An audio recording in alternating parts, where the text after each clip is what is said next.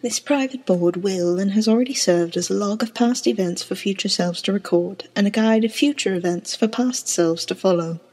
I don't know which half of its role has been or will be more important. Possibly neither is critical, since deviation from the course is mostly impossible, and reflection on its traversal is completely irrelevant. But I'm typing this anyway, because I'm bored again. And here I was, thinking we were finished taking orders from voices. We've only swapped the imperatives of the dead with those of our future selves, who are also dead. Yes, it seems that way. Oh well, it was an enjoyable reprieve from fatalism while it lasted. I'd nearly managed to savour it. An error narrowly avoided then. I think we should refrain from dialogue in this memo, without resorting to bannings or absurd exchanges of self-repudiation. Yeah, I agree. I just thought I'd interject that and go. Okay. We will and have already amassed an army to confront the Black King, an army consisting of our alternate future selves, each one rerouted from a doomed offshoot of the Alpha timeline, each given another chance at a constructive influence over the ultimate outcome.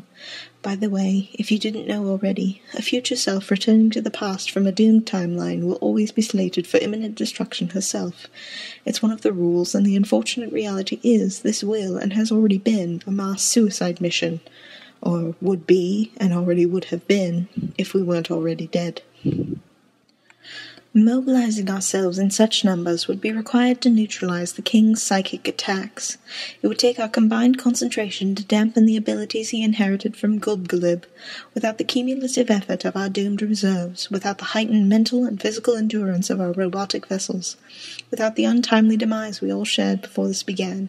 Victory would not be possible. He would kill us all with one dreadful sound.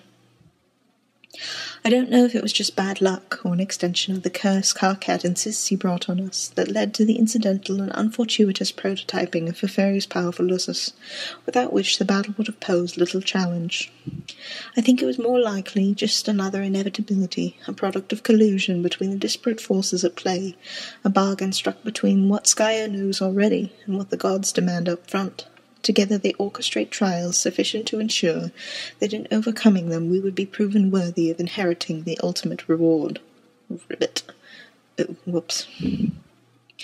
And so it would be, and has already been, that while distracted by the combined efforts of our doomed legion, the king would be aggressed by the others, and even though each would be well prepared, perched on the highest rungs of their airshell ladders, equipped with the best weaponry Grist could build, versed in the deadliest frame-motifs spoon dollars could buy, even though the meteors from the king's own reckoning would be turned against him, and even with one impossibly lucky roll of the dice at the final moment, we would only narrowly succeed. But ultimately we would prove our worth, and the reward would be within our reach, but only momentarily. Before we would be able to claim it, we would be interrupted by something which would be ushered into our session by a rift in paradox space, a rift which we would determine will be opened by 4 members of a fledgling species who will be playing in another session of the same game that we will and have already played.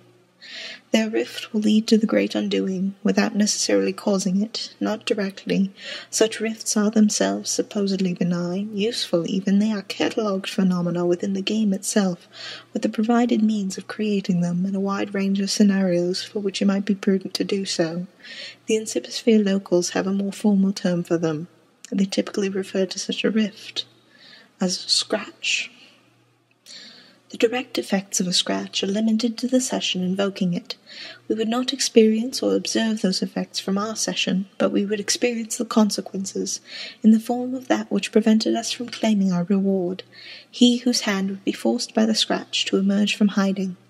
But there would be no adequate way to prepare, even with all the foresight at our disposal, for a foe more powerful than the king we will and have already defeated, for a demon who is indestructible, omnipotent, and enraged. While the rest of the party would abscond, our duplicates would buy us time. They would all be killed. Again.